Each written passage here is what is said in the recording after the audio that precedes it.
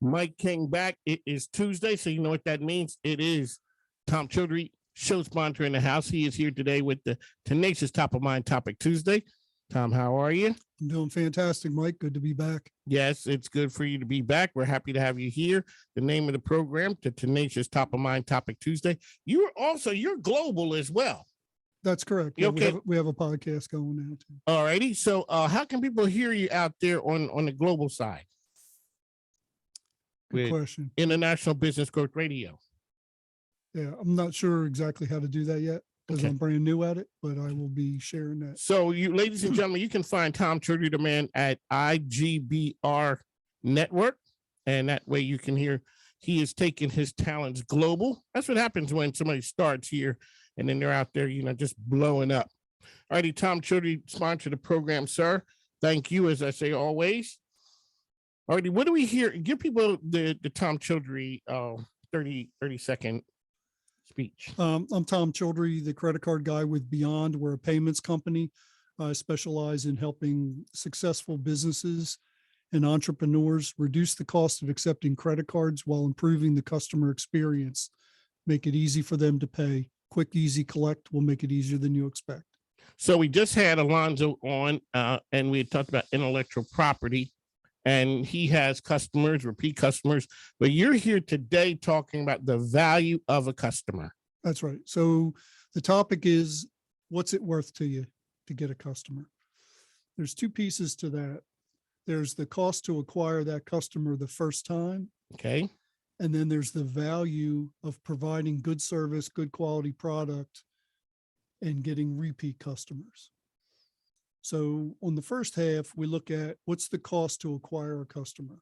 What does that include? That includes your overhead, your marketing budget, pay-per-click online, SEO, website, commercials on the mic with Mike, all those different things to make people aware of your product or service, and then to help them get involved and to come in the door and be a customer. So for example, a company that sells men's suits, the price point might be $500. What does it cost to actually get that person to come in the first time to buy that suit? It's probably around $150. Okay. Okay, because by the time they advertise and they have to pay staff and all those costs. So historically, it's been about $150. But if you sell a suit to that person and it's tailored nicely and their experience is good, they can come back and buy a tie. They can come back and buy a shirt. They can come by next year when they gained a couple pounds because of COVID, they can buy another suit. So you start to develop that repeat customer, and that value, the cost to acquire that repeat customer dramatically goes down. But the long-term value of that customer far exceeds the amount that you make on that first initial sale. So the cost of it to get that's why we always talk about it's so good, important to keep a customer. That's right. It's very important to keep a customer. Absolutely. It's so much easier to retain a customer than it is to engage and complete the sale with a new customer every time. Some people are in hunter mode, so they're constantly looking, where's the next one? Where's the next one? Where's the next one? Which is fine. But if that's your mode, then you need to have some kind of system that aids with retention to develop people that, are loyal to your business and also raving fans that will refer other people to your business. Tom Childry, the tenacious Top of Mind Topic Tuesday, is here with us talking about the value of a customer. Now, you talk to a lot of people, always ask you, what are the streets out there saying now? The streets out there are saying now that the majority, I would say 85, 90% of the people I talk to will not, under any circumstance, be locked down again. It's not happening. It's not happening. And So they're fighting back, and they're more confident that the future is going to be better. They realize, and most people are anticipating, that there's going to be a dip into next year, more inflation, but overall we're going to come out of it. And people are optimistic. COVID is kind of like last year's problem. And this year people are just trying to figure out how to rebuild from that. And that's new. And that comes back to, what we've talked about many times. It's not how are we going to get through this? It's who do you have to become to get past this and grow? And who do you need to get advice from, a business advocate, or who do you need to help because they're struggling and you've already gotten past that point? So it's a community effort. Everybody's in it together. Tom Childry, and Tom Childry is here with us on the mic with Mike. It's the Tenacious Top of Mind Topic Tuesday. He is here with us talking employees as well as new customers, retention, getting customers as well as retaining customers. So what's the drawback to a person who's always in the hunter mode?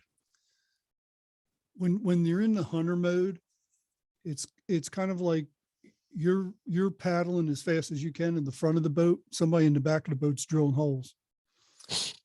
So That's one way of looking at it. Yeah. So if you ignore a customer, I mean, think about yourself or any business you've gone to. If they remember you and their follow-up is strong, then you want to come back there. And it's not so much, well, they're $5 cheaper or they're $5 more expensive. At some point, that the price doesn't matter. It's the quality of the service that's remembered. It's the experience. Exactly. So you have to always be aware of how are you treating your existing customers? Are you giving them the same, if not more, service than you promised them? Because there's it's almost like a cloud where people overpromise, underdeliver, and then they wonder why the customer leaves. People are always wondering. I see I don't know if it's T-Mobile or one of those where they always offer deals to get new customers, and people are like, well, what about the existing customers? Because that's important, because people want to feel the same way they did when you first invited them into the party. Yeah. And you know what the people that are new to Verizon are saying? I was over at T-Mobile. They had this great deal for all those other people, but they treated me like dirt because they didn't give me that great deal. Now I'm out looking for another deal. So while they think they're luring in new customers, they're losing them fast as they can lure them in. Okay, so let me ask you this right here from the employee side. What's happening in the streets of businesses as far as employees go? So from the employee side, it's very similar to the customer. Are you doing retention meetings with your employees? How are you treating them? How are they feeling? There's all kinds of stuff going on. And sometimes the first time that an employer realizes that this employee is going to quit is when they quit. Yes. Okay. They hadn't looked close enough to know that there was an issue. Exactly. So the trend now is to do retention meetings with your employees. Talk to them. What are your goals? What are you trying to do? And put them on a path where they could be more successful. Somebody may come as an entry-level employee, $12, $15 an hour, but they want to do much more. Put them on a path to get there. These are books you need to read. If you took this class, that would help you along the way and encourage them. And one of two things will happen. They'll either, do all those things you say and stay, or they may do nothing and leave. So, you might as well help people. And that's what a lot of businesses are seeing now. You can give somebody an incredible signing bonus and promise them all this money, but if they don't feel like they're valued as a person and treated well, all the money's, not the thing after a while. One of the things I had seen recently was that a person said there was such a shortage of workers that they were working the current staff, they're working them to death because they didn't have enough people and they were overworking once you were still there. What's your idea on how we can help the folks who were there and not work them till they leave? That's a good question. I don't know that I necessarily have a complete answer for that, but my thought process would be talk to these employees. You know, are you willing to work these extra hours if you're compensated accordingly? And get a feel for where your employees are. You know, somebody may have some other issues going on. You know, I have a good friend that I grew up with, and we worked together for a number of years. And the bank where we worked would have a staff meeting on Tuesdays at 8 o'clock in the morning. And he was always late, like always late. And, you know, one time, one of the VPs decided to make an example out of it and called him up there and said, you know, what makes you think that you can just walk in here late anytime you want? And my friend took a deep breath and said, listen, I have a handicapped son who gets on the bus at 7:45 every morning. And I take him to the bus stop and get him on that bus at 7:45. So if you make a meeting at 8 o'clock, I'm going to be late because he is much more important to me than you are, this bank is, or anybody else in this room. Do you have a problem with that, sir? What can there's no answer. Yeah, there's no answer. It's like, okay, well, now you knew. But I looked at that as, you know, I knew him, but I didn't want to talk his business, but his manager should have had a conversation with him and known if he had that kind of problem, he may need to leave work early to you know, go to the doctors or for whatever reason. That makes an employee stay when you can help facilitate the rest of their life, because work isn't the only thing that you do in life. That is true. So caring about being informed, having an informed management about your workers is very important. Absolutely. You know, it's some of the companies that that I've talked to that have had employees for 15 or 20 years. You know, they know their kids, they know their grandkids. You know, the relationship is deep. And the same thing, businesses need to have a strong relationship with their customers to keep that value of retention, keep them coming back. People come back where they feel welcome. What is Mike King, Tom Childry here? It's the Tenacious Top of Mind Topic Tuesday. We're talking about gaining new business as well as retaining employees. What's the steps to client acquisition? Like you talk to a lot of businesses, you're a business advocate. What's something that a person needs to be doing across? We're not talking industry specific, but generally. I think that you need to, once a customer comes in and makes a purchase, there needs to be follow-up, what to expect. So then you don't, by doing that, you eliminate them having buyer's remorse. Right. Because they're, you know, if they leave and that's the end of the conversation, they're thinking, wow, should I spend all that money? My wife's going to kill me. You know, what am I, you know, what did I just, you know, could I maybe get a better price someplace? I better put this on hold. Versus you send them an immediate email. Thank you. This is what to expect next. And outline what the steps are all the way through to, like in my case, it's installation of the equipment or the software, and then training and doing all those different things. If somebody's buying a suit, we're going to buy the suit. We've done the measurements. We're going to have you come back in for an initial fitting, make any adjustments, and we'll have everything done by such and such a time. And that way everyone knows what to expect and they feel like you're on top of it and you value them, not just for the transaction. On the mic with Mike, Tom Childry is here. We have to go away for a moment. We'll be back on the other side more with Tom and the Tenacious Top of Mind Topic Tuesday. Hi, I'm Tom Childry, the credit card guy with Beyond. I believe it should not be confusing. Part of his journey. The champ is here! The champ is here! Mike Kingbiz, ESPN Richmond, the champ of Business Talk Radio. On the mic with Mike back, Tom Childry. He is the champion of business advocacy. He is out there. He's a man of the people.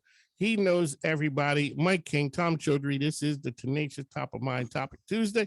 See, man, that just rolls off now. That's good. I am sharp. It only took me a while. You got skills. I'll tell everybody. That's right. That's that bus I used to ride on. My mom said I was something. She did. I don't know what that something was, but Tom Childry, we are here talking about business, life, everything between. So we're here talking about the value of a customer. Give our listeners an idea of some things that okay, here's one I'm starting to see now.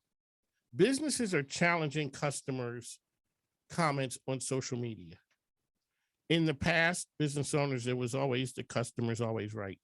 Some business owners are not taking that anymore. What's your thoughts on that? I think you have to stick up for yourself.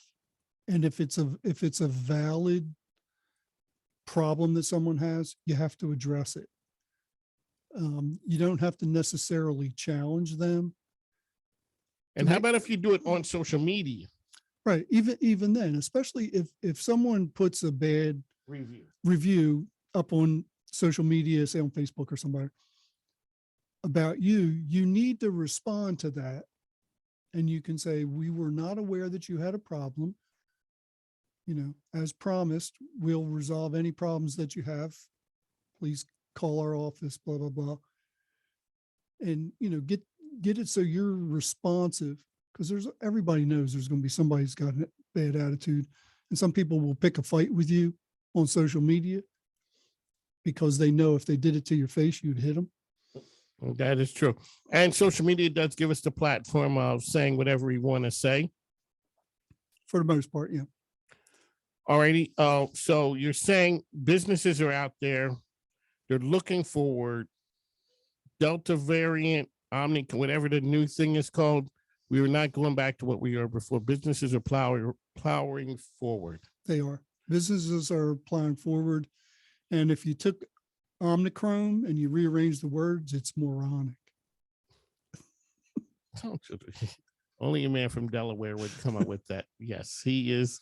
He is a special one, ladies and gentlemen. But all joking aside, so some people are just going to go ahead and go forward, and that's the entrepreneur, and that's where the tenacity, the tenacious comes from. Some people get knocked down, like you played some stuff from Rocky and, the other champs. They get knocked down. They don't say, oh, well, maybe I shouldn't be a boxer. No, they get back up. So it's the same thing with a lot of entrepreneurs and business owners. They're like, I got to keep moving forward. And they're making arrangements, making plans, setting goals to accomplish that. And as a business advocate, I'm finding now where I'm introducing a lot of people to other business professionals. Somebody needs a website. Somebody needs to get out of networks. We introduce them to the chambers. Whatever it is, everybody has different needs. And when you run into an obstacle, a lot of times you have blinders on. All you see is that one obstacle. What people fail to see are the gaps on either side. As a business advocate, I help fill the gaps. As you always say, it's not what you're going through. Kind of like, what do you need to do to get through it? And who do you need to know? That's right. Somebody has already gone through what you've gone through, and they can share that lesson with you because you're going through it right now. I'm in the middle of the storm. It's like, oh how am I ever going to get through this? It keeps you up at night. And, in reality, it's not how, it's who. You've got to grow. You cannot be the same person you were a year ago and a year from now. And you may need to be having conversations and meet other people that can mentor you. And by the same token, you need to be open and receptive to the opportunity to mentor somebody else that's further back, just getting started as an entrepreneur. So when you're out there talking to business folks, what is it that you see that people are saying now that is different than you heard 6 months ago? Are people like, what are people saying and doing now as opposed to what they were doing then? 6 months ago, gas prices weren't as bad. They were just starting to get up. People are starting to notice things, and they're making price adjustments accordingly. So everything is going up because the cost of goods are going up. You know, I talked to a restaurant, it now costs them $150 for a case of wings where it used to be 45. And so that when the cost of goods to the business goes up, The cost to the end user goes up. yeah, the cost to the end user goes up. That's just, that's economics. So people are seeing prices go up where it's like you get less now for your money because those prices have increased. As you always say, the business owner didn't go into business to lose money. That's right. Tom Childry here. How can people find you out there? The easiest way to reach me is by text or cell, 804-503-VISA, which is 804-503-8472, or my email, tom.childry, CHILDREY, @getbeyond.com. Tom Childry @getbeyond.com. Quick, easy collect. I'll make it easier than you expect. Tom Childry, that's the line. He's out in the clubs at night dropping that line right there. It works. I guess I'm not in the club at that time of night. I wouldn't know. And what time is that? I don't know. I'm asleep by 9:30, so I'm old. Exactly. Tom Childry tearing up those streets until 9 o'clock. One of Mike with Mike, Tom Childry. We got to go. Make sure you connect with Tom out there for all your credit card merchant service issues. He's the man. He's been doing it forever. One of Mike with Mike. We got to go. See you. Thank you.